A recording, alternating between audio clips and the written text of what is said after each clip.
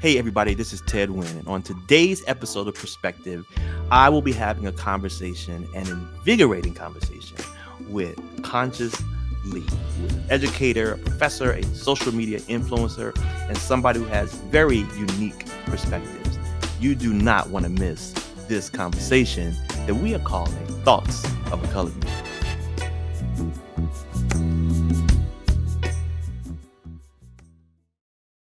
Hey everybody, it's Ted Wynn. We are here with another episode of Perspective. Today, I have the absolute pleasure of speaking with Conscious Lee. Let me just tell y'all, man, like I saw this brother on Instagram, and there are a lot of people on Instagram saying a whole lot of stuff. I don't usually follow a lot of people on Instagram, but this guy really moved me because he was not only interesting in his presentation, but he was substantive. He was saying things that were a reflection of the fact that he is obviously a critical thinker. He was saying things that are obvious of the fact that he's someone who is concerned about every iteration of humanity. And that is something that I'd love to see more of, especially from Black people. So I want to take this opportunity to welcome you to the show. Hey, appreciate you And for having me, man. I'm honored, man, to have this conversation with you. I think our viewers and our listeners will be educated, inspired, and uplifted, right? And made to think about some things maybe a little bit differently after we have this discourse. So you are a teacher at the University of Oklahoma, is that correct? Yeah, professor, and coordinator of the debate team. Oh yeah. Yeah. That's usually what you seeing on that screen. You seeing a lot of that energy, that critical thinking that came from me being a policy debater at the college level and being able to be what they started throwing on me. You feel me? What they inscribed onto my body. They called me a performance debater because I wanted to use poetry and rap. Me and my debate partner Rashid Campbell, and we were pretty good at it. So we got so good at it that we pissed off a lot of white people inevitably that had a hard time engaging us on a critical level because we were first and foremost talking about politically, socially, economically, the hood. You know what I'm saying? Like not just the Black community, but like the hood in terms of the lower socioeconomic of our community and kind of like those people that were left behind in terms of the civil rights movements, or the people that get tone police for not being respectable, or the people that get talk shit about being thugs and being criminals and being X, Y, and Z. So that's what we was representing. You feel me? And what I learned from doing that debate is that I learned how to be, I guess, an orator, really. I learned how to use my Southern drawl. I learned how to use a lot of things that my grandfather and grandparents heard saying, you feel me, and being able to put intellectual spin on it. You know what I'm saying? So. No, man, I love that. I'm from Memphis, right? So I know much about the hood and and that life. I was fortunate though to have music as a vehicle to expose me into a lot of things. I mean, I've been fortunate enough to travel around the world to several countries, but the thing that I've seen as I travel, whether it was in Brazil or in Peru or in parts of Europe, is that there's so much connectedness with the Black experience, right? So you go to Brazil and you go to the favela, which is basically the ghetto in Brazil, and it's full of Black folks. And you go to Bahia, Salvador Bahia in Brazil, which has a lot of African retention, and you see not just the poverty, but you see the resilience, you see the brilliance, you see the creativity, you see these things that are undeniable to people of African descent. Like we show up and resonate as light and culture and authenticity anywhere we are on the planet, irrespective of our circumstances. And so talk a little bit about that experience that you have with seeing people in the hood. Like when you talk about the people who have this on this lower social economic level, like what does that make you think about and feel when you experience it or have experienced that? To be honest with you, how I really got my critical understanding of really being able to articulate, I think a lot of the phenomenons in the hood is through this literature called Afro-pessimism. You feel me? Dr. Frank Wilderson, Dr. Jared Sexton, you know what I'm saying? Dr. Cydia Hartman, you feel me? They have this understanding that or this literature base that pretty much contains and gives an analysis that the world is structured by anti-Blackness. You feel me? Like not looking at the world through the lens of like whiteness or white supremacy, but centering Blackness and Black people and how the world positions us and how the world is sustaining through our positioning. So for me being from the hood, when I heard this idea of social death, I thought like, Mm-hmm. damn, when he say, you feel me, black people are always already seen as dead, I think that the master signifier of that is like what it means to be a menace of society, which we know, you feel me, in America or within the Western world, that's seen as the African-American male or seen as black folks in general. So then when I started thinking about the three tenets of, you feel me, social death, or thinking about what, you know what I'm saying, Frank Woodis and them is putting forward in terms of anti-blackness and how civil society is situated on the black body, and how gratuitous violence, you feel me? Gratuitous violence means unwarranted violence for any damn reason. You feel me? Like you looked at me the wrong way, I'm gonna pop your ass. You sagging your pants, I'm gonna pop your ass. You feel me? I'm having a bad day, I'm gonna pop your ass. That's gratuitous violence. You feel me? And I think that when I got into literature and philosophy, it gave me the ability to be able to say what I mean and mean what I say in a way that I wasn't, I feel like, given linguistically to be able to articulate myself how I wanted to when I was a youngster. You feel me? So now that I didn't stumbled into philosophy and theory, should now have a better way of articulating and explaining myself that's sometimes a little bit novel to most people, but it's refreshing. You feel me? So I feel like from being from the hood, I know that we're seen as fungible objects. You see what I'm saying? I know that you know, Afro-pessimism talks about like the fungibility of blackness and black people. So when I think about that, I think about it as like my grandma named me say, shit, everybody want to be black until it's time to be black, or they must love black and love black culture, but they don't love black people. And I think that how that fits in terms of accumulation and fungibility of us as black people, where it's like, yeah, y'all respect the cultural products that come from our community, but you don't respect us as cultural producers in the community. And that's that fungibility that, you know what I'm saying, that the Afro-pessimists talk about. You feel me? You're able to literally take anything that I create from my flesh. You can separate it from my flesh literally, and you only see black bodies as flesh. And you feel me? That's really how I came into it, and that's really how I start to understand from a real critical level. I think like the hood, how we don't have resources, how we don't have opportunities, how we don't, or we have lack thereof of them. And it's just like shit. Yeah, you know, like these conversations so overlook me throughout, right? Because they make me, I have a range of emotions. You might see me like teary-eyed, like laughing, because I love black people. I love humanity, but I love black people so deeply, right? And this is why I'm committed to the work of social justice and advocacy and educating our people, whether we are in, I mean, my history is in faith-based, but I'm doing things that resonate outside of that. And I think that what you said is so profound to me. I often simplify it by saying they love our rhythm but not our blues, and I think that when we talk about who we are, what we bring to the table, what we give, it is fascinating. It's also interesting that we have these conversations around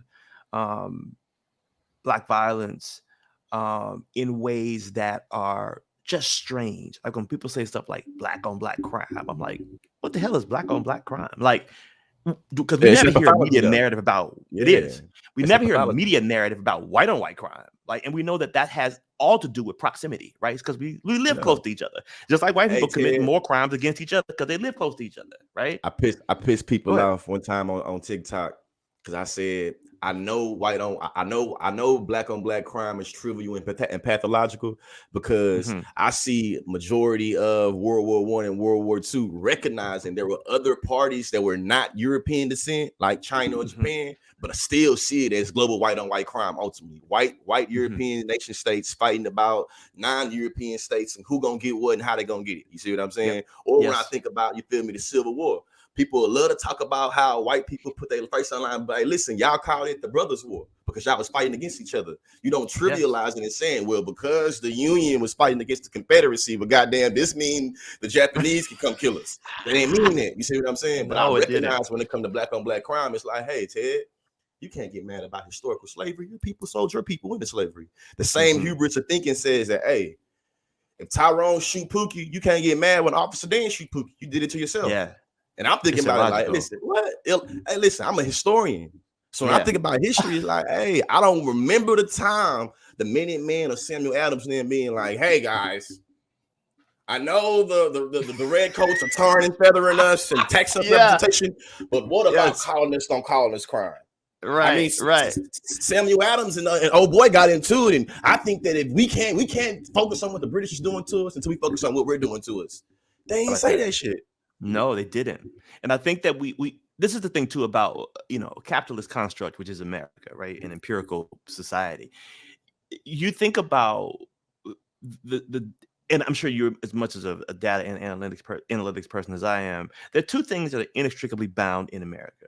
That is high levels of poverty and high levels of crime. It's not rocket science. When people, and that's irrespective of race. So you could go to an affluent Black community and you will not see high levels of violent crime. Why? Or conversely, you can go to a poor white community and you'll see high levels of crime. Why? Because the issue is, for the most part, resources. When people have resources in a capitalist construct where, I mean, I live in Atlanta, right? So I can literally, and I don't mean to sound self-aggrandizing, but I can literally drive about 3 miles from where I live, and I'm in the hood. The disparity from where I live to where that is vast. And this is the other thing, like these people who live in abject poverty are not less intelligent. They're not less anything, right? They're just in a situation where they don't have means, they don't have resources. In many instances, they feel hopeless. And if you can literally drive, 10 minutes and see a whole different, world, then that messes with your mind. Agreed. And what you feel is possible. And so it affects how people act and react. And so I think we do have to continue to debunk the idea that people in the hood are just innately or inherently violent, right? It's just not true. Not Definitely. true. I think when we talk about like policing practices or policing statistics, we recognize that when a community is over policed, that obviously leads to more crime being reported and or more crime being seen.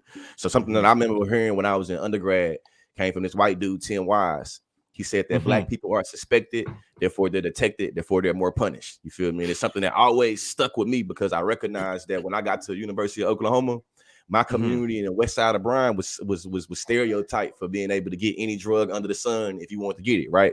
When I came to the University of Oklahoma, I recognized that it was in the white community or white college towns because I was a debater, so I got to travel the country. I got to really see how because certain communities don't go suspected, they're not detected and therefore they're not punished. So when you think about how Black and brown people or Black, white and brown people smoke weed at you know what I'm saying, the same similar rates, but we have particular groups that are more likely to be arrested, or more likely to be convicted, more likely to be incarcerated. It's like you have to take that into, you know what I'm saying, into account. And that's really when people start getting pissed off about things like critical race theory or people having a racialized understanding of the law. Because it's like, you're trying to be a victim and blah, blah, blah, blah, blah, blah. And it's like, man, take some tired ass conservative speaking points on somewhere. You feel me? But I also recognize too, when I give criticisms, I'm giving criticisms about the left and the right. You feel what I'm saying? Like I'm talking about the left and the right and how they implicated in like disenfranchisement of the Black community, how both of them implicated in the prison industrial complex, how both of them implicated in nonprofit industrial complex, how both of them, I keep on naming shit. You see what I'm saying? So I don't like to play them bipartisan games. You feel me? I feel like people. No, I hear you. I will say this: I go out and vote. People should go out and vote. People should register. But I do don't think get this caught is up in that shit. I hear you. I think that whiteness transcends party, right? And white supremacy transcends party. So King talked about the white moderate. It was one of the groups of people that he was saying we should be most concerned about, and we see that reflected today in Joe Manchin and Kirsten Sinema as it relates to them not doing what they could do so as to get the Voting Rights Act passed. And I know that none of the Republicans supported the Voting Rights Act, but we already knew they weren't. We know who they are, right? That's not a surprise. But we expected to be able to depend on people who have a D by their name, right? And for the most part, we have been with this particular situation. It's just those two, but it only takes two. You know what I'm saying? It only takes one actually to not be able to get it done. And so I do think that you're spot on. Like this is not some absolute idea that we can just assign to like conservative GOP Republicans. Like there are people on the left who are problematic as well, and who are helping to perpetuate these things that are problematic for Black folks. Yeah, and being real, what I'm saying, particularly like very specific, trying to say is that when it comes to talking about the Black experience or talking about Black progression, I think that we have to distance ourselves from pushing that through a left versus right lens or Democrat versus Republican lens, because I think that politically, socially, economically, what it means to be Black or how it means to move forward going Black, I think that those two parties are not the best way to be able to really think about and account for all the different textures of the Black experience. So in my mind, I'm thinking about it like, shit, I'm not a Democrat, You feel me? I'm unapologetically black. I mean, independent, political, social, economic, thinking about what it means for black people to do X, Y, and Z, and not thinking about it first and foremost by how I'm gonna vote for this party or that party. It don't mean I'm going to negate or think that I'm never going to vote for a party, but I think that first and foremost, I'm thinking about how can we have that determination, independence by ourselves that don't involve them. Yeah. No, I hear you. So let me pivot a little bit. I want to ask you this, and this is we're just having a conversation, and we're going to get to the topic in a bit. But I want to talk to you a little bit about this idea. Towards the end of King's life, he really began to rethink integration. Right? He said, I'm paraphrasing, that I feel like I've basically led my people into a burning building with this idea around integration, because he felt like if we just do the right thing, if we integrate, if we love hard enough, then people's hearts will be changed. And I think he began to be disillusioned to some degree about that towards the end of his life. Let me give a little bit of pretext. So we know that segregation was a thing in America, and we know that necessity is the mother of invention, right? So Black people couldn't go to hotels and all this other stuff. So what did we do? We created our own hotels, our own banks, our own businesses. With integration, a lot of that went away because people wanted to move into those more acceptable white spaces and go to those white institutions and support those white businesses. So a lot of Black businesses, went under. This is going to sound like an extreme question, right? So what do you think about ideas around separatism? I think that the ideas around separatism are very trivialized from a romanticized understanding that integration and kumbaya and multiculturalism is always good. I think that I'm very critical, especially when February rolled around every year and we start to really champion the first white person to get into the first Black person to be accepted by white people, the first Black person to be able to be allowed in a white space or place. And I think that we start to really use that as a measure of how we understand Black excellence, how we understand what it means to be amazing and phenomenal and resilient as being Black is based off of our proximity to white people and our proximity away from Blackness. So when I think about the idea of separatism, I recognize how it has been stigmatized in ways to push the envelope of, you feel me, of equality. You know what I'm saying? But but I'm very critical about how the trade-off happened. You see what I'm saying? I think that it's undeniable, the trade-off. Once we were allowed to access white spaces, white institutions, white organizations, you feel me? It literally traded off with how we valued Black spaces, Black organizations, and it literally made it where, well, now because we're able to go into the white school, I'm now going to pull the kids away from the Black school and do X, Y, and Z. And I think that when it comes to, I feel like separatism, like to me, I think that the correct word to me is like independence. And recognizing that when we talk about integration and separation, it's not really a question of that. It's really a question of independence. And I think that a lot of times when it comes to me going back to that Afro-pessimism shit, the reason why it's so dope, bro, because it talks about how there's grammars of suffering that is unintelligible. Like you can't put it in words. You feel me? Like literally talks about like within the like not even just the English language, but language as a whole. Yes, there are literal grammar that cannot capture, you feel me, what's going down and how it's going down. So when it comes to Black people over time, when we've been able to say what we want from the world has been always able to like audible our shit, you feel me? Or you know what I'm saying, sidestep it. Like we say, we're drowning. They throw us ladders. It's like maybe a ladder could help you to drown, but it probably ain't the best tool. You see what I'm saying? And I think that's usually what happens when it comes to, you know what I mean? So I hope that answers your question. No, it does. I think the reframing of it, being independent is important. And I think that's something that, because I mean, I'm not suggesting, or I'm not suggesting anything, but I've not thought about like, should we have like a separate Black state, right? I don't think that's realistic in the current construct. But I do think being independent and being self-sufficient in certain ways is important. I had a debate some time ago with a friend who, well, two things. One, I was my first semester at Morehouse. I met a guy, Black guy, who was an Ivy League grad, and we were talking about the school. And unbeknownst to me, he was on the board, and then he made that known. He was on the board of directors at Morehouse. I was like, oh, cool. And I asked him, why didn't he go there? And he began to kind of disparage the school and say, what it wasn't. And I said, well, how do you know what it isn't? You didn't go there. He's why I know it's this. I said, have you ever sat in a class? Well, no. Well, how the hell do you know what you're talking about? Like, you have no idea what the HBCU experience is, specifically the one at Morehouse, if you've never gone. So I'm not sure what you're comparing it to. It's aside from like a Perception. stereotype or something. Yeah. Yeah, Anti-black perception. Like yeah, an anti-blackness. uninformed Yeah. perception, right? Because you don't know, you've not even been there to see what that's like. So I do think that we did see that happening, and we still do see it in some ways when people talk about where to go. So here in I mean, I Atlanta, did it being real. Like, if I'm being fully transparent, I sure. graduated high school in 2009. I'm from Mhm, Bryan, Texas. You know mhm, what I'm saying? Prairie View A&M is mhm. 45 minutes away from where I was born and raised. And shit, Yeah, TSU, you feel me, is in Houston, an hour and a half. You feel me? yeah, When I was growing up, I got so lost in the sauce of white supremacy and really internalized black inferiority that I thought that I wasn't going to be able to be competitive if I went to a HBCU. And then after I got the HBCU degree compared to the people that got the white degrees, I felt like I wasn't going to be competitive.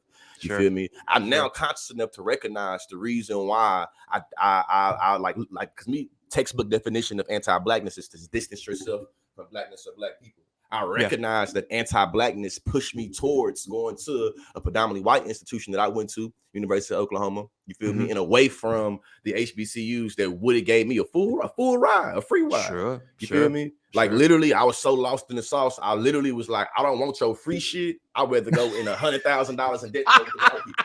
You know what I'm saying? Like, I literally did that shit. You see what I'm saying? Yeah. And I think that it's something to be said. You feel me? It's like, it's something I think about all the time. It is something to be said. And I think we're seeing that play out about 5 to 6 years ago. I was talking about the fact that I think, you have all these black athletes who are going to these PWIs. And I'm like, they really should invest in going to HBCUs. I know they don't have like all the same type of finances and equipment and such. But they would, they will if we start going there, and that'll get TV time. And so I was really happy to see what Deion Sanders is doing and growing that thing. Like, look, I was looking at some stats yesterday. I'm not sure if you're in sports at all, but like I love football. So like there are 0 majority owners in the NFL, 1 black head coach right now. But about 70+% of the players are black. And it's just like, so NBA is close to the same. So effectively, there is no NBA, there is no NFL without black athletes, period. It's literally the leagues you don't giving exist. you giving the analysis right now. You're giving the anti-black analysis right now. How these whole industries are relying on black labor and black bodies. They are, and they don't show up, without us. But we have situations, and I don't want to go down a rabbit hole, where we have situations like the Colin Kaepernick situation, which in my mind, like I thought about, black football players at HBCUs, is easily rectified if 15% of black NFL players said, we ain't playing no more till Cap get a job. I guarantee he gets a job. Yeah. You had a rules change in the NBA about agents because there was a black guy, I can't think of his name, but he grew up with, or was friends with LeBron, and he was getting these players, into the league, and they didn't like how it was happening. So they put these rules in place that would bar him. And LeBron was like, hell no, that's not going to fly. They changed the rule the next week, right? I know the NBA is different because it's smaller, more face time, what have you, but it's not impossible if we unify and we have collective kind of, ideas and modes about what we want to do, because we are, the source of, there is no American culture without black people, like, period. Not music, not fashion, not sports, not art, like nothing. Doesn't exist without us. And so I think that as we understand our value in these spaces, hopefully we will demand more because we can. So I want to pivot a bit here. We're supposed to be talking about toxic masculinity, right? So we're gonna get there. We're gonna get there. But I think there've been a lot of things happening. So here we are in Black History Month, and which I always find interesting. Me, went from Black History Week to Black History Month, like shortest month of the year. That's what we got. But when we think about toxic masculinity, well, let me ask you this: as we move into this conversation, how do you define that? How do you define it? How do I find toxic masculinity? I define toxic masculinity as a way of defining manhood or masculinity by domination. You feel me? I think that toxic masculinity means that you measure your manhood based off of how many women you can sexually dominate, how many men you can, you feel me, physically brutalize and whoop their ass. How many people, things, many spaces and places can you dominate? Can you conquer? That's how I identify. That's how I would define toxic masculinity. Yeah, I'm with you there. I also see it. In addition to those things. I also see it as ways in which folks who identify as a male or male or men must perform, right? And there's certain ways you are forbidden to perform. There are certain colors you cannot wear. There are certain emotions you cannot display. There's certain language you can't use. There's certain ways of expression that you're not allowed, right? Some years back, it may not be as common anymore. Like I'd be talking to some friends and they would say something and they would say pause. And I'm like, why the hell are you saying that? Like it's just so no homo. Pause. Whoa, bro. What you mean? Man, get your elementary minded ass on somewhere, fam. Right. Yeah, and it always bothered me. And I would raise a conversation with my friends. And tell them why I thought it was problematic that they even felt the need to say that they were performing in a way that was just ridiculous, in my opinion. So I want to target a post that I saw you commenting on a while back. I don't remember the brothers' names, but there was a podcast. I don't even know the name of the podcast, and probably not even important. You know what? We don't even need to, about to say if you think what I'm thinking about.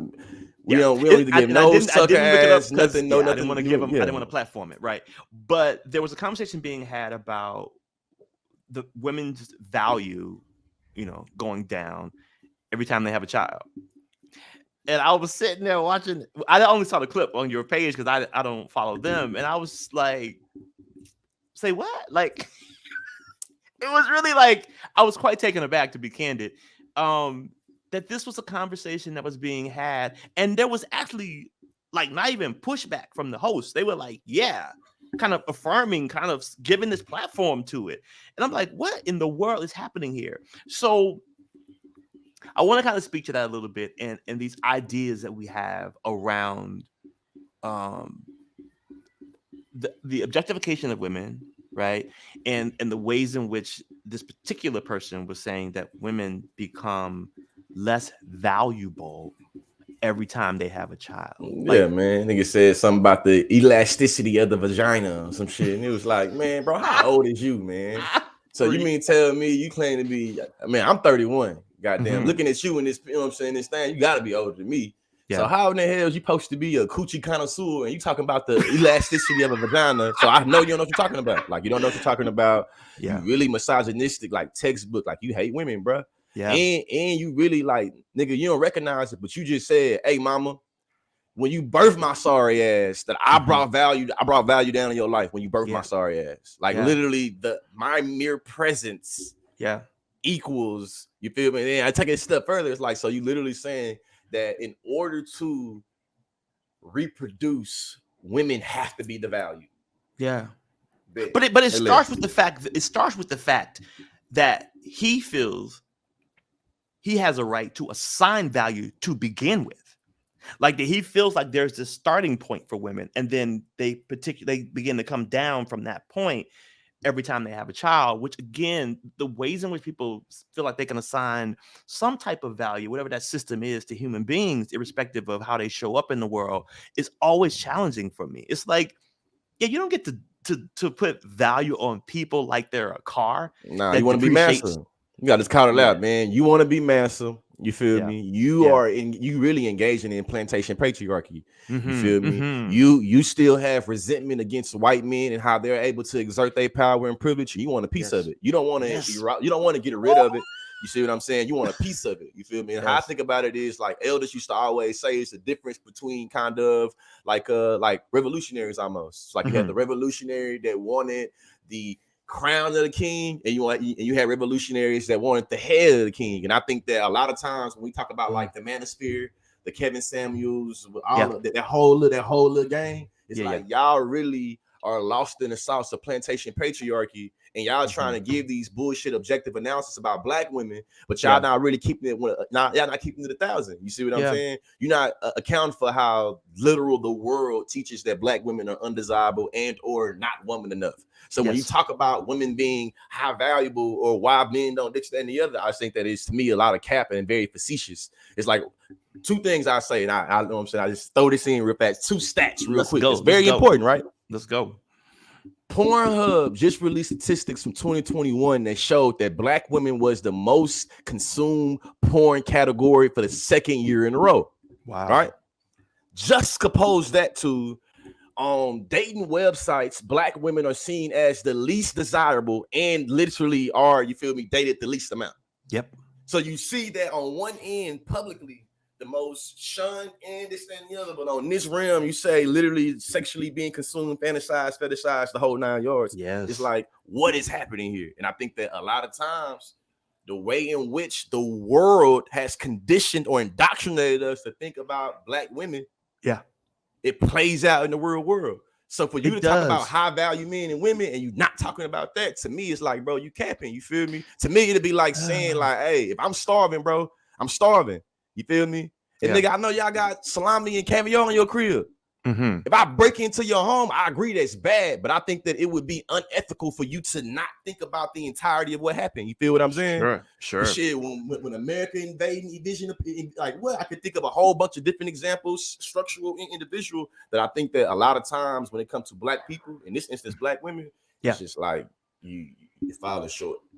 No, like I've often said, no, I don't want to speak, you know, or cast a broad net and speak in broad generalizations. But when the people I'm seeing on my timeline, whether it be on Twitter, Instagram, Facebook, whatever, black men specifically, and when I'm having these conversations with cisgender heterosexual black men, I find it fascinating that many of them seem to not want equity for all people. They want the same privilege that cisgender white men have, right? So you're not equality. Really yeah, exactly. Equality to the white man. Exactly. So not trying to deconstruct these systems. When I think about the conversations that I've heard folks having, like there was a situation that happened with T.I., right, where he had this whole thing that happened with his daughter and her checking her hymen and the whole nine. But then conversely, his son suggested or alluded to the fact that he had sex at 15 or 16, and he celebrated it.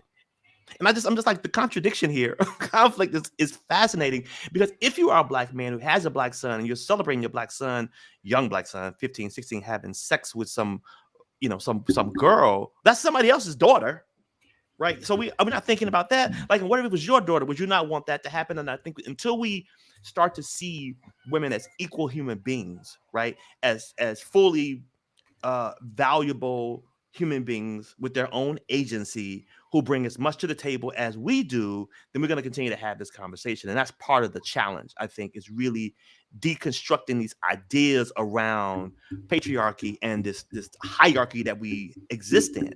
And whether that be for people who espouse a Judeo-Christian kind of idea, because it's incorporated in there as well, and in other religions, not just Christianity, but just around in the country. When we think about it, like we think about like everything, like from the majority of CEOs are men to the majority of pastors are men to the majority of, you know, the owners of these teams. Like, and I think that we see it showing up, but I think that we have to, those of us who are aware of it, have to have these conversations. And that is why I really, really appreciate your platform, because, you know, being someone who identifies as cisgender hetero and then having conversations that don't benefit you, you know, in the way that people think about it, shows, I think, your character and your concern about humanity, right?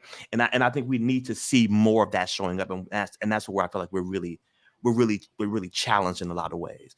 So when you think about this conversation around toxic masculinity and the ways that it shows up, what do you think happens to? How do you think little boys turn into those men? Shit, I think it's man. Just I think over time, man, being persuaded on what it means to be a man. I feel like if Mm-hmm. you over time persuaded that you know what it means to be a man is to sleep with as many women as possible, or to, Mm-hmm. you know what I'm saying, objectify as many women as possible, or for you to, you feel me, dominate smaller men, or you feel me, people that are gender non-conforming. To me, I Mm-hmm. think that's how it happens. You know what I'm saying? When we start to give, I feel like when we start to champion certain dudes that Yeah. do certain shit, Mm-hmm. what they did, they got them in that position, whether it's good or bad. Sometimes it also gets, you feel me, attributed as a part of where they at. You know what I'm Yeah. saying? So I think that is just that's just, you feel me. I had a conversation with my cousin. I won't say his name because I didn't ask him first. It was when he was a little younger. He was probably about 27, and he was talking about this girl he was dating. And I asked him how it was going. He said it was cool, but then they started having more conversation, and then he just like checked out. I was like, "Why?" And he said, "Well, I just feel like she had, too many dudes." And I said, "Oh, interesting. How many girls have you had sex with?" He's like, 10, 20, Yeah. more than 30. And he started laughing. I said, "So let me ask you: if you met a young lady and you asked her how many guys she had sex with, and she said 30 plus, would you date her?" Hell no. I said, but that's you. So should she not date you? And he literally had never thought about it that way. And he sat back and he was like, I guess you're right. Yeah, no, it's not different, right? Like it's Man. your body. And I mean, obviously now he's in a different place, but I don't Yeah. think we're having those types of conversations Now we is enough. having those I agree. We're not having them enough. We're not having them enough. But you know, because I'm on the internet the way I'm on the internet, these conversations are going on. Mm-hmm. And you feel me? It's birthed another movement, the involuntary celibacy movement, incels. Maybe I don't know if you're familiar with them. Educate me. I don't know about it. Man. Gotta be careful because the dudes is crazy. You feel me? Like they literally believe that women are sexual objects that they supposed to be entitled to have sex with, and if they are, you feel me? Like literally, they are involuntarily celibate. The incel movement is involuntary celibacy. What does that mean? Locking women up? Like, Literally means that they believe that because they are involuntarily celibate, that it's women's fault that they're not sexing them. Look it up, fam. Just look it up, bro. Look it up. Research over me search. That's my motto. You feel me? Type in incel movement, INCEL movement, and you're gonna see this whole shit that pop up, right? The reason why I'm bringing this up is there is a mantra or a concept on the internet that has, I've seen that a couple of times, and I've seen even a couple of celebrities share this shit on accident. I'm gonna say it's accident. I'm getting the benefit of the doubt, but they will create an analogy. And I'm thinking, I feel like you're an old guy. You know what I'm saying? We've been around, so you heard it before, Ted. Yeah. Niggas say some shit like, if I have a key and that key can open up all doors, that's a bad key, ain't it? But now if I have a doorknob and that doorknob can be opened by any key, that's a bad doorknob, right? Yeah, I've heard that analogy. Yeah. This would be the analogy of how they're trying to explain away what you're trying to, you know what I'm saying, get at, right? And it come from like some incel, like, boy, you wild as hell for saying that crazy shit. But though, you know what I mean? Like, whatever. But it's important to, you feel me? I feel like we're trying to push forward the dialogue. Yeah. Being able to account for the ways that people try to link their way into this conversation. Yeah, I think wow, I'm definitely got to research that. Like that's interesting to me. It's fascinating that people, rather than hold on. One other thing to say too, it's important to acknowledge this. The incel movement was actually started by a white Canadian woman, and it got hijacked. The conversation the movement got hijacked by white men, and now the incel movement, the face of the incel movement, is white men, and I'm talking about a extremely violent group. I believe that. I mean, these things sound like tenets of I mean, not just objectification, they're also tenets of rape culture, and it's really like is troubling. And I would think that as people would have more conversations, I would think that people would be more enlightened and want to kind of deconstruct these ideas around misogyny and patriarchy and misogynoir. But But no, they're like, let's recalibrate and double down, right? In a Yeah. I different kind mean, of if you way. invested in it though, if you invested in it in certain ways, you benefit from it. It's always going to be an incentive for you to be invested in it and for you to defend it or for you to be resistant to the deconstruction of it.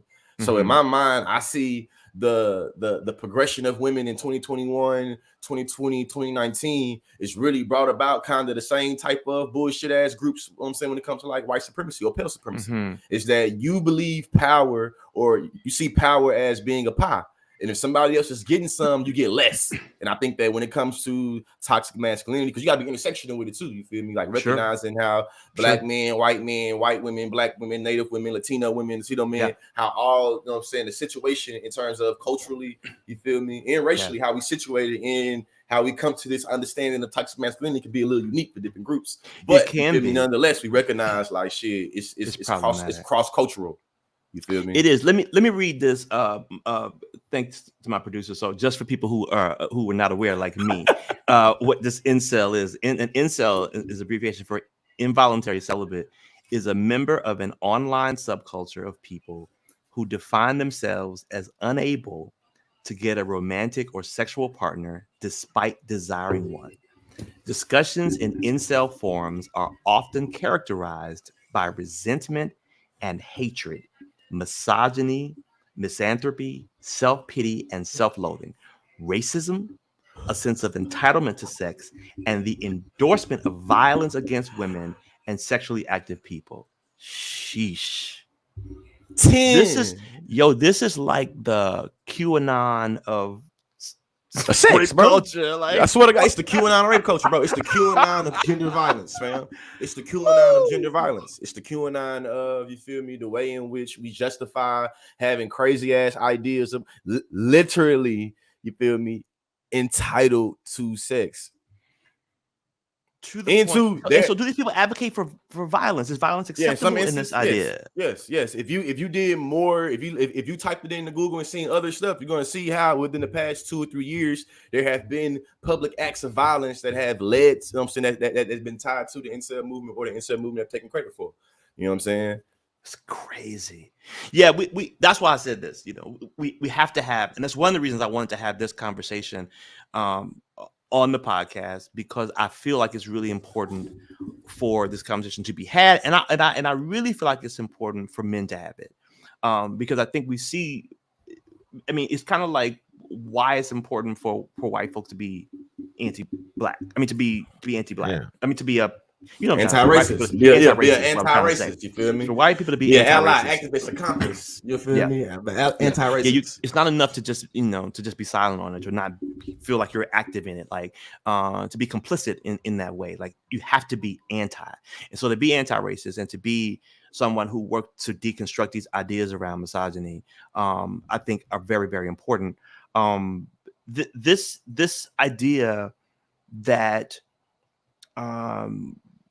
women are, property or can be assigned value or don't have their own agency. I mean, we see it show up in so many ways in the conversations that are happening in the country right now around reproductive rights and what's happening in Texas and Mississippi with these bans. And what's always fascinating to me is that if you look at any state house makeup, the majority is always white men who are making laws and setting practices in place that affect women's bodies.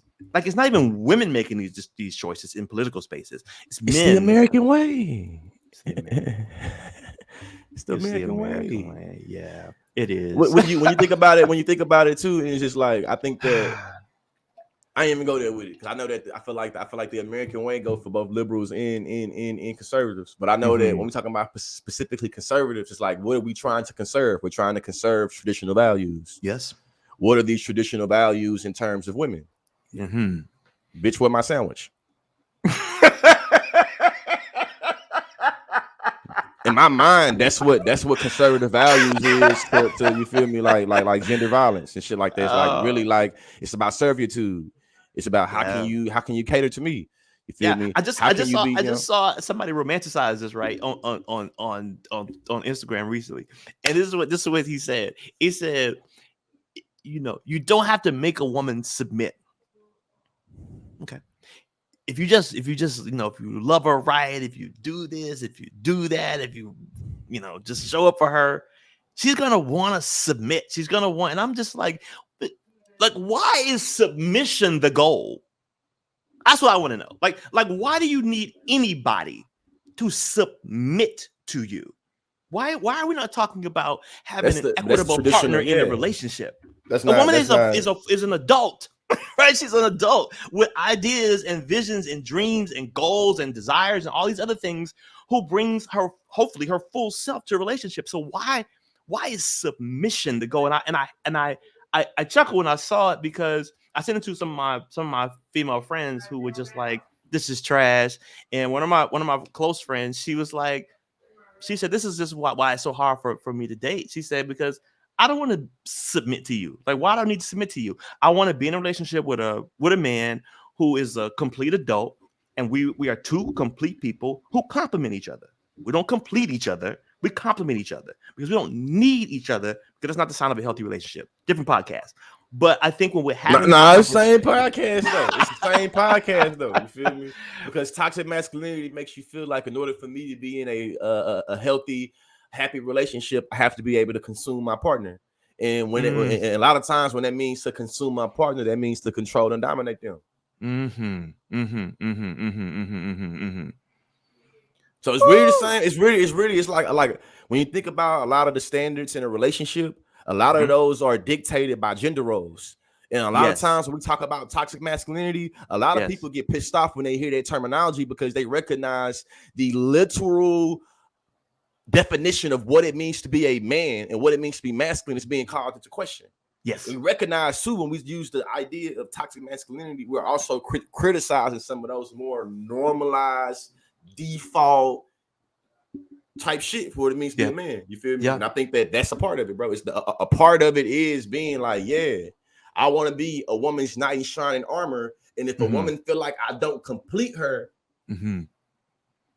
then she can't be submissive to me. She can't this, that, and the other, this, that, and the other, this, that, and the other. And I think that's really a part of it, though. And I think that this conversation is one that's complex, and we got to go into it really recognizing it's very complex, and recognizing too that, being real with you, fam, I've learned where I'm at now in life is that when it comes to talking about gender, it's just certain people, I don't have the same values of you. Sure. And I think that as a result of me not having the same values of you, we just gonna have two opposing understandings of what it means to be. Like literally what it means to be. Because listen, when you say patriarchy and I say patriarchy, nigga, we mean a whole different thing, bro. When you go to other people and they say patriarchy, sometimes people think, like, hey, patriarchy is always already good. Patriarchy is bad. What?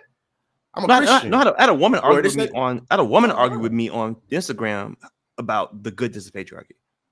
Like, she was defending it, and I was like, we live in a patriarchal society where people are indoctrinated to always already reify patriarchy. So you're looking to rebuild a patriarchal structure.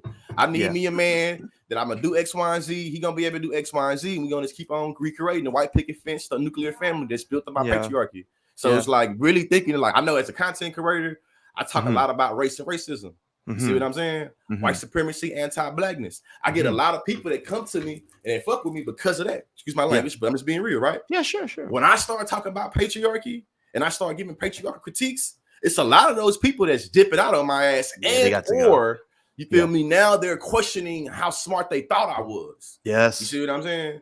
Yes. And I've learned, like, shit, it is what it is. Well, I know I'm uber left, right? And even, I have progressive friends, and even my progressive friends sometimes are like, okay, wait a minute.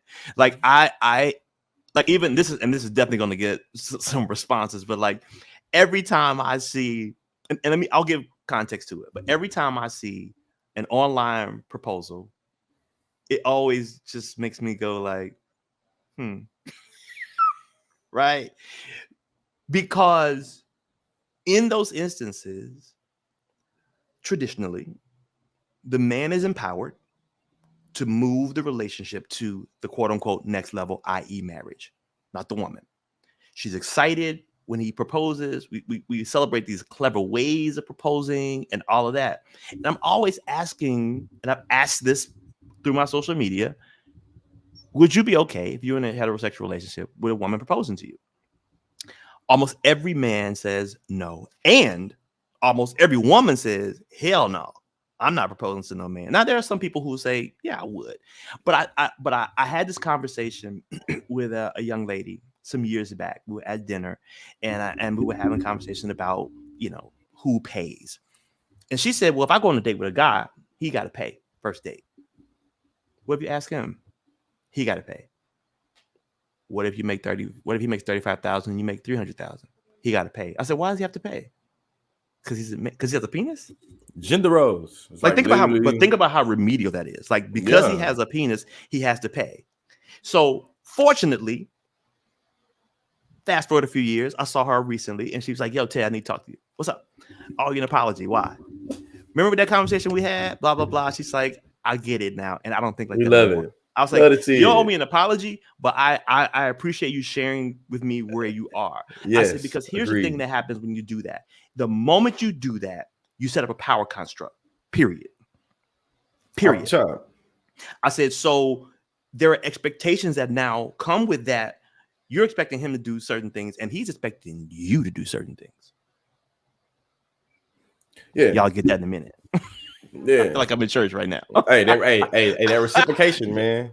Yes. The reciprocation of domination is one that is supposed to go back and forth in a relationship. Say it again. The reciprocation of domination. You know what I'm saying? But definitely it's what it is, though. You feel me? It's like, hey, yeah, that's what it is. I put something down. I expect you to pick it up. I'm not exactly. So I'm not saying that, nobody's saying he said men shouldn't propose. That's not what I'm saying at all. I think that's fine, but I think that we should ideally live in a society where whoever feels like they want to move the relationship can. Not that women feel disempowered to remove the relationship to the next level.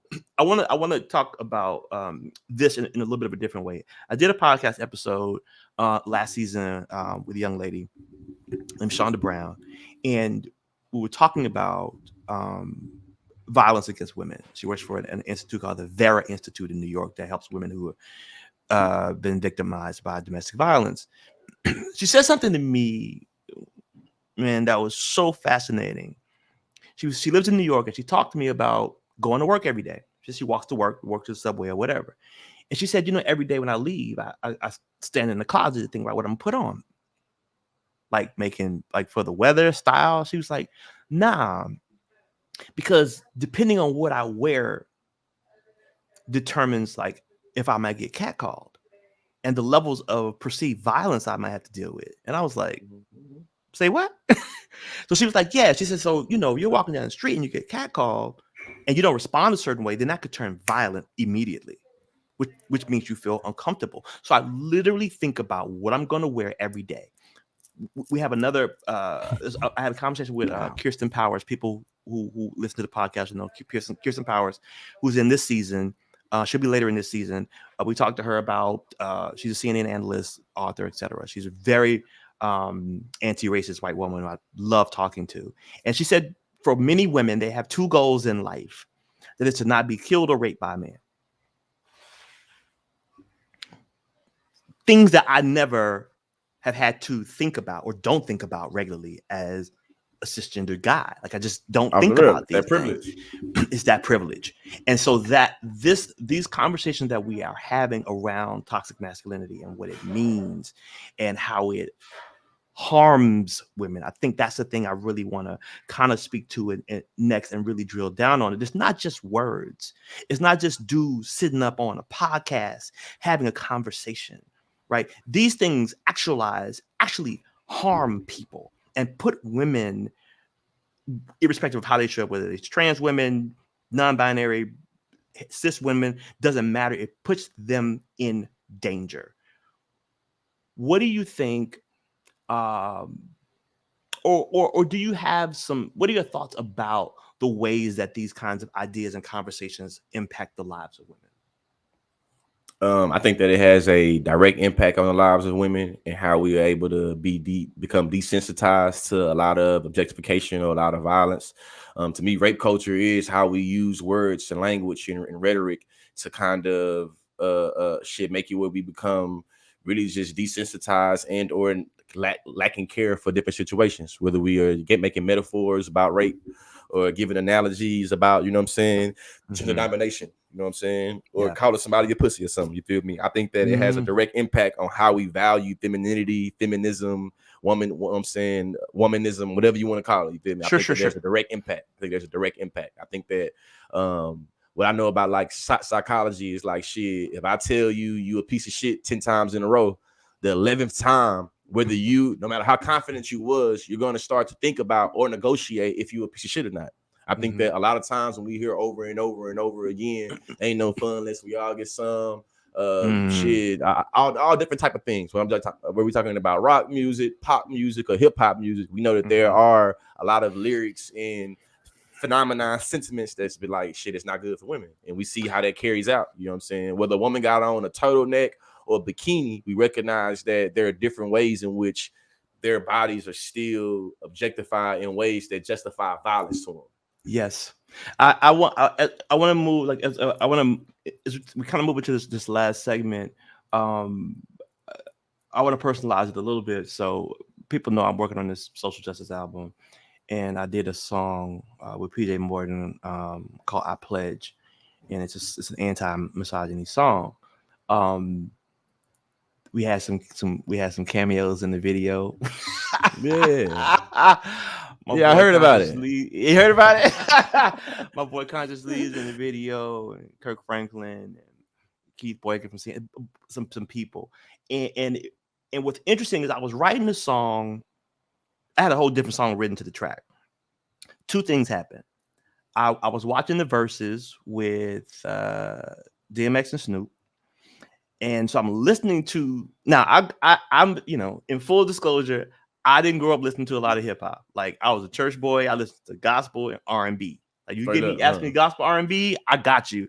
Hip hop, if it ain't like real popular, like Biggie Pop, like commercial radio records, I don't really know a lot of it. So as I'm listening to the lyrics, oh, my mama ain't listening to this part. Like bitches ain't nothing but hoes and tricks. I was just like, this ain't shit but hoes and tricks. Yeah, that's literally it's the hook, and it's like, and it was popular. Damn, the like, next bar is lick on my nuts and suck my. That's the next bar. Bitches ain't shit but hoes and tricks. And so I'm thinking about the bar. Next bar is like, ugh. But it's the normalization of it, right? Listen, music that we dance to, that we, everybody having a good time. So I heard that, and then I'm not sure if it was the next day, but the same week, AOC, Alexandria Ocasio-Cortez, had an incident with a Republican House member, and he confronted her on the steps of the House. She's walking away, and he calls her a bitch. And she turns around, and there are reporters around who hear this, right? And I'm just thinking about on the steps of the Capitol, a sitting House Republican disparages another one openly and publicly without any reservation, right? And it made me rethink the song. So then I rewrote the song to kind of really speak more directly to the misogyny that is on full display. So as a parent, specifically as a father, more specifically as a Black father raising a daughter, how will you educate your daughter around, how am I trying to ask this question? Like misogyny is a thing, and I don't want to use the word protect, but maybe I should. Like, how will you prepare your daughter to deal with the things that she might have to contend with as she grows up? Man, just right now, my daughter's 5, so I feel like right now just really being able to instill her having body autonomy. You feel me? You know, growing up down south, when you're a little kid, older people come through and they want hugs and kisses. You can't say no. You see what I'm saying? My daughter can say no. You feel me? I love and that. Shit. Like if you got a problem with that, you can debate me. You can fight me, whatever. You know what I'm saying? Shit, that's something that's really how I think about it. I just think about being able for my daughter to understand body autonomy and consent.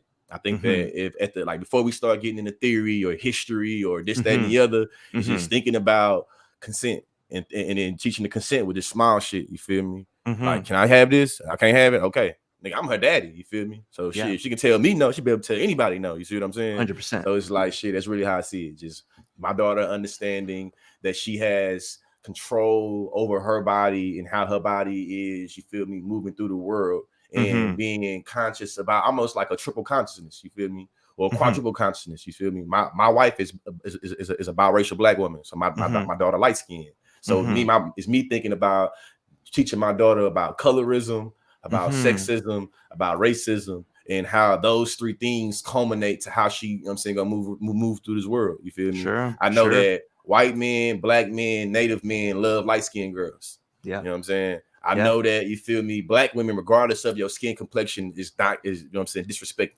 Now, maybe it's a hierarchy of respect. Hierarchy of disrespect, but still, you're in a hierarchy of disrespect. You know what I'm saying? Yeah. And then it's just like, shit, you're a woman too. You feel me? So I just think about those things and then just being able to drop little pieces on my daughter throughout her life right now to make it where she's 5. But I feel like shit, by the time she turned 9 or 10, we should be able to have a conversation about like a real conversation about like, you feel me? Sure. Consent. You know, it's funny. Like I've been hearing that probably over the last 2 or 3 years because I grew up like that too. I grew up like, you know, you go over your great auntie house and everybody want to hug. Give me a hug. And you like, I don't want to, and then they want to kiss all on you. Like, I don't want to kiss on me. But then you will get in trouble if you didn't. Your mom be like, go over there and get him a kiss, right? Because they felt like it was a way of showing respect, not understanding that children have feelings and emotions and sensibilities, and they're also perceptive to energy as well. Right? So they and it's grooming behavior too, though. It's grooming behavior. So it's just like, nah, we ain't got time for it. Yeah, it could be like, you know, because you know, what you're unaware of, especially with well, doesn't matter, little girls or little boys, but you know, this person also might be a pedophile. And I'm not saying that we should be like alarmist in that way, but it's real, and that's how it happens many times, you know. And so I do think it's so important that we give kids, that we reinforce to children that they have that agency, right? That you have control over who can touch you or kiss you or what have you, and you have the right to say no. I think that's really powerful. Man, I know I got to wrap, but I could talk to you for a whole other hour. I really want to just thank you so much for this conversation. We touched on a lot of points, and I think it's so important to have these exchanges. I am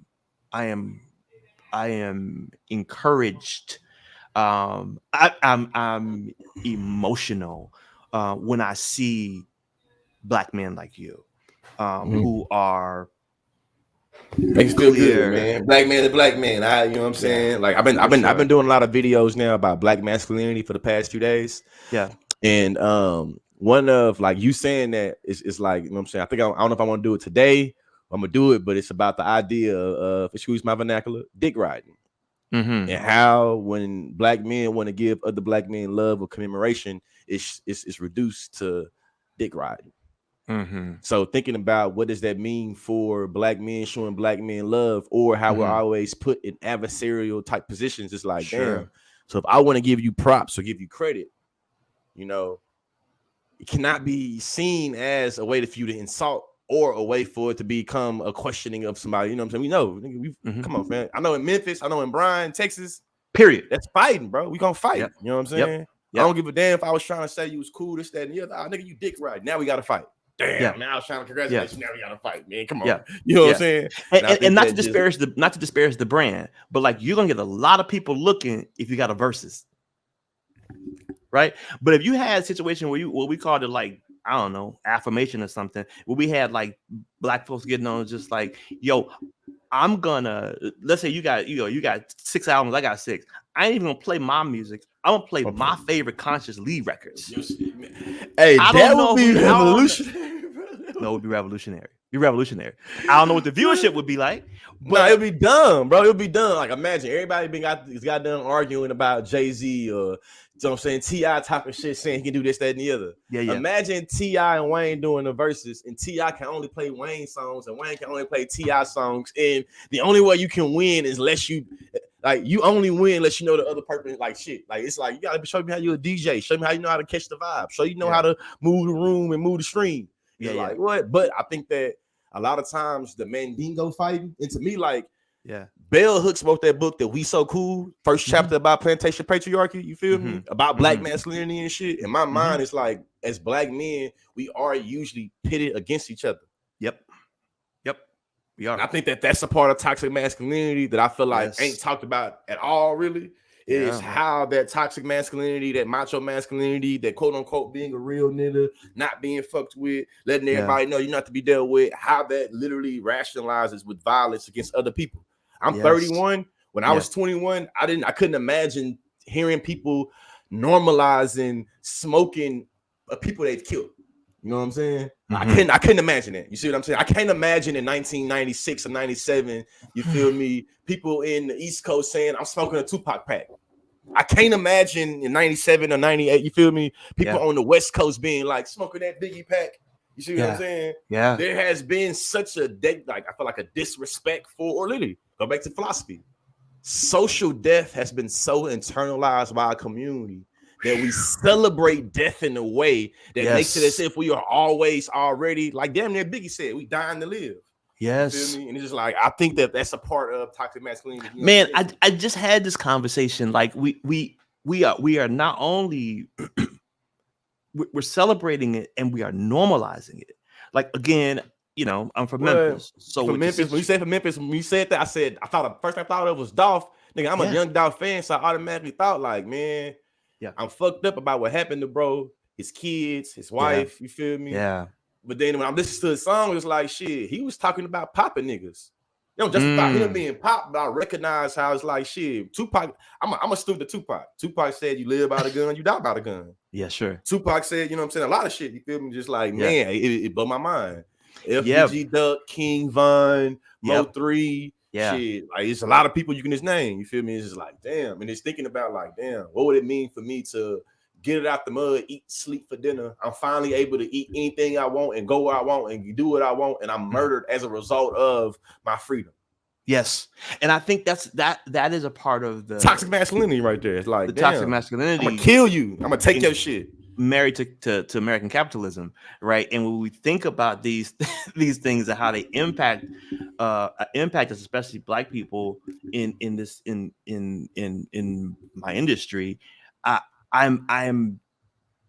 don't know. It makes me angry many times, especially when I think about the fact that in this way, right?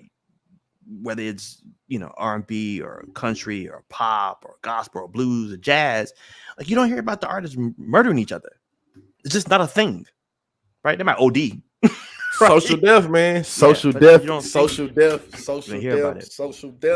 like, but I think that my hope is that we can coalesce, because you know this thing will happen, and there was a big memorial service for Dolph in Memphis, and I watched some of it on, and I got 8 nephews, so I'm watching all with them, and they all like hip hop heads, so I'm watching with them, and we on, you know, group text, and I'm just like, man, the kind of applause that happens, like I felt so for his children, you know, most especially having to grow up again without their dad, and the way people kind of move past it, like the kid's gonna be cool, or you're gonna be like your dad, and they're kind of laughing and joking about it. Not anybody specifically, but this is kind of what happened, and it's like normalized, like, oh, it happened, and we just kind of keep on going, as opposed to really letting the weight and the gravity of the fact that this is another person in our community who was senselessly killed really sit on us and hopefully affect some change in us. But it seems like it just doesn't. It's like we kind of gloss over it and move on to the next. And to your point, when this stuff is incorporated in the lyrics, and it's glorified and it's romanticized and it's celebrated, it's something we really have to talk about, and talk about the things that inform these ideas around it and how people get there in the first. Like, what is the psychology, the catalyst that produces this type of mindset? I mean, I'm 16, 17. I'm in choir rehearsal. Like, I'm trying to learn parts, you know. I'm writing songs. I'm taking piano 16, lessons, 17, right? I'm not in the choir rehearsal. Well, I'm in the streets. 16, 17. I'm running around. Like, not like that. Not like just, you know what I'm saying, just in it like that. But I'm definitely roaming. Like I'm moving around. But hey, I gotta get ready to take my wife, you know what I'm saying, to this appointment. This, I think what you just said, that would be a cool way for me to drop this down before I leave. Yes. Yesterday, I was watching an interview between Gilly the Kid and Wallow and Bobby Smurda. You feel me? $1 Million Worth of Game. They podcast. Yeah. And they was asking Bobby Smurda about how he grew up. And what something he said, you asked me a question like, how do young boys start to glorify X, Y, and Z? Bobby Smurda's dad got locked up when he was young. And he, you know what I'm saying, you growing up in the hood, you want to be like your daddy. So he said that people used to say, hey, Chewy, you remind me of your daddy, talking to Bobby Smurda and saying nobody used to fuck with your daddy.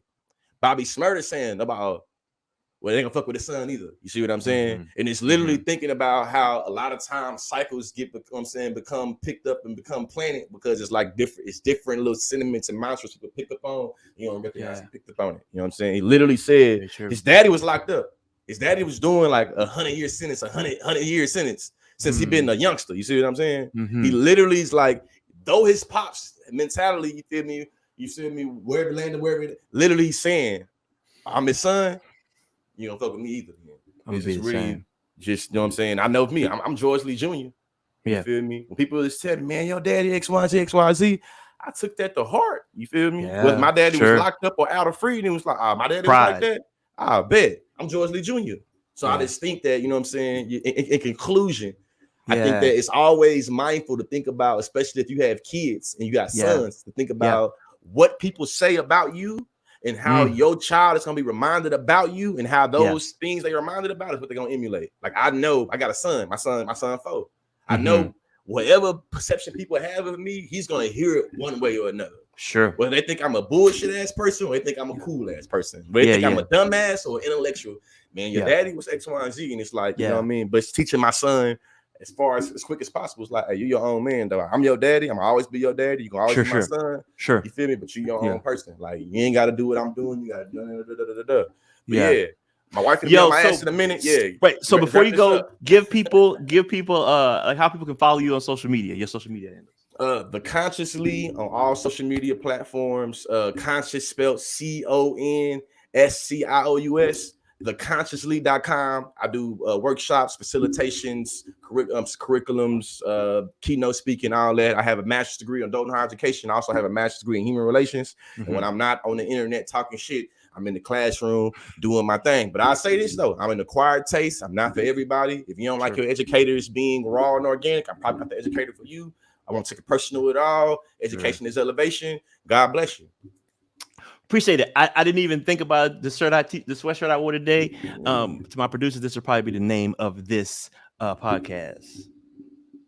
Thoughts of a Color Man. You know what I'm saying? Period. Education of a day. Hey, you feel me? All right. Thank y'all for rocking with us on Perspective today. Thank you to my guest Consciously. Y'all please like this, share this, tell somebody about it. We'll talk to y'all next time. Peace.